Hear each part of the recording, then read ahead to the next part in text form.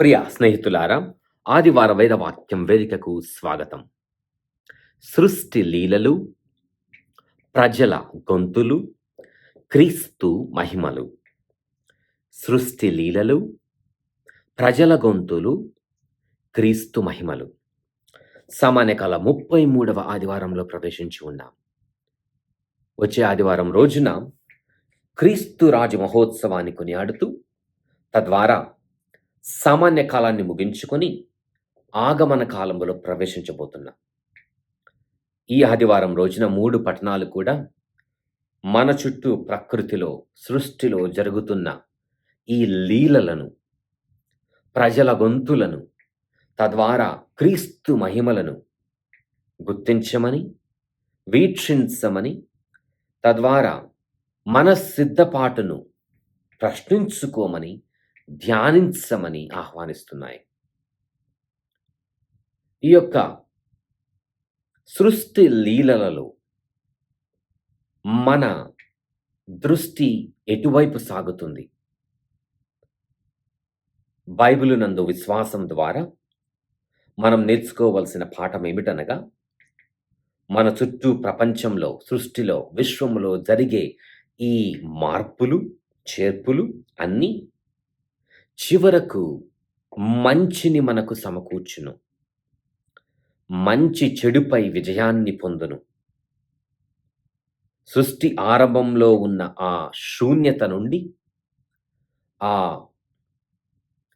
నిరాధార పరిస్థితి నుండి దేవుడు ఎలాగైతే లోకాన్ని, విశ్వాన్ని సృష్టించి ఒక మార్పును, ఒక సరళిని తీసుకువచ్చాడో, మన జీవితాల్లో కూడా చెడు పై విజయం మంచి తప్పకుండా సాధిస్తుందని, అటువంటిదే మన విశ్వాసమని మనం తెలుసుకోవాలి.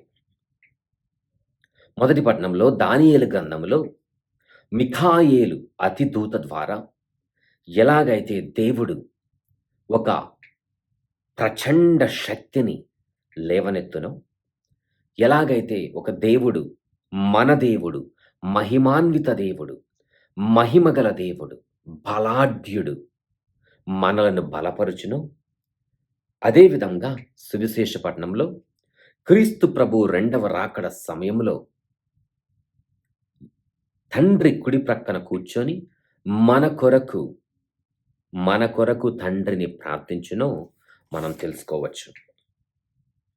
మరి ఈ పరిస్థితిలో కూడా దానియేలు గ్రంథంలో మిఖాయేలు అతిదూత వృత్తాంతాన్ని చదివి, అదేవిధంగా మనుష్య కుమారుడు రెండవ రాకడ సమయములో మేఘాలలో మేఘారూపుడై ఎలా మన వద్దకు వచ్చునో, ఇవన్నీ మనకు నేర్పించే పాఠాలు ఏమిటనగా, ఈ ప్రకృతి లీలలలో, ప్రజల గొంతులలో భయాన్ని మాత్రమే చూడక, భయంతో జీవించక,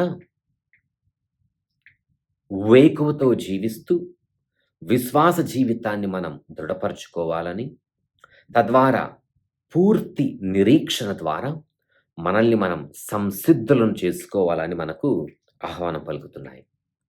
మరి ఈ సంసిద్ధత, ఈ నిరీక్షణ, ఈ విశ్వసనీయతలో మనం ఎలా దృఢపరచగలం? దృఢంగా మనం ఎదగగలం? కేవలం దేవుని యందు నమ్మకం ద్వారా మాత్రమే. ఇటువంటి ప్రకృతి లీలలను చూసినప్పుడు, ప్రజల గొంతులలో ఆ భయాన్ని మనం ఆలకించినప్పుడు, మనం కూడా చేయవలసిన పని ఏమిటనగా, ఈ యొక్క సృష్టిలో జరిగే ఈ మార్పులు, చేర్పులు, ఈ సృష్టి లీలలు చివరకు తదనంతరం చెడుపై మంచి విజయాన్ని సాధించునని, అలానే మన దేవుడు మనలలో, మన జీవితాలలో ఒక నూతన ఒరవడిని, ఒక నూతన సరళిని, ఒక నూతన సృష్టిని కావించునని మనం తెలుసుకోవచ్చు. కానీ ఇవన్నీ జరిగే సమయంలో, ఈ సృష్టి లీలలు, మార్పులు, చేర్పులు, ప్రజలలో ఈ భయాలు జరిగే సమయంలో మనం మొక్కవోని విశ్వాసముతో, నిరీక్షణతో, విశ్వసనీయతతో దేవునిలో జీవించాలి. ప్రతిరోజు మన జీవితాల్లో క్రీస్తు రెండవ రాకడకై సంసిద్ధతను ప్రదర్శిస్తూ జీవించాలి. భయమును వీడి మనుష్య కుమారుని రాకకై మనం సంసిద్ధతతో ఎదురు చూడాలి. మనుష్య కుమారుడు వేంచేయనప్పుడు నిష్కలంకమైన మనసుతో ఎదురేగి వెళ్ళుటకు మనం సిద్ధంగా ఉండాలి. ఇవన్నీ జరగాలని యేసు ప్రభు మనుష్య కుమారుడు రెండవ రాకడకై మనం సిద్ధపడాలని, ఈ ప్రకృతి లీలలు, మార్పులు, చేర్పులు చూసి భయకంపితులుగా జీవించకుండా దేవుని యందు నిరీక్షణతో, విశ్వాసంతో జీవిద్దాం. గురుశ్రీ ప్రవీణ్ లక్కిశెట్టి.